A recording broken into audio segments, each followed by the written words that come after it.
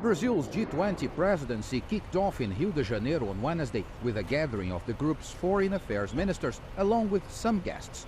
On the agenda for the first day, global security. Thursday's session is expected to focus on global governance, one of the key themes for this year. Brazil's Minister of Foreign Affairs, Mauro Vieira, delivered opening remarks. In our view, the G20 can and should play a fundamental role in reducing international tensions, as well as advancing the Sustainable Development Agenda. Dear colleagues, Brazil is deeply concerned about the current international situation regarding peace and security. Brazil, as the G20 president this year, has defined 3 priorities to be discussed by the group: social inclusion to fight hunger and poverty, promotion of sustainable development to combat climate change, and reforming global governance institutions.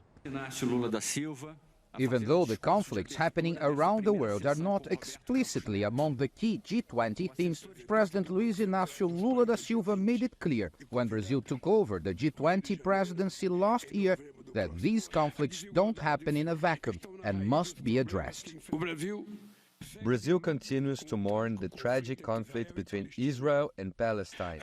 Inequalities are at the root of the problems we face or contribute to worsening them. We need a new globalization that combats social disparity.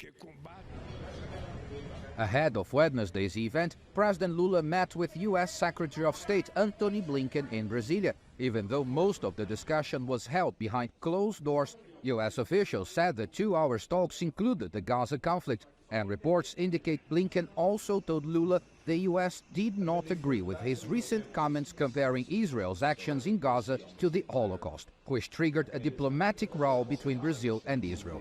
What is clear here is that global tensions and conflicts cannot be ignored. Elas ficam de fora do G20. It is important to draw attention to the fact that the G20 is traditionally a platform and an informal group for articulating economic and financial issues in general. Geopolitical issues and security agenda issues usually are left out of the G20, but we know that there is no way to separate these dimensions. The G20 is gathering at a moment of heightened tensions around the world. As this year's preparations for the November summit kick off, one big question is how much world leaders will be able to advance the group's agenda amid such a challenging environment. Paulo Cabral, CGTN, Rio de Janeiro.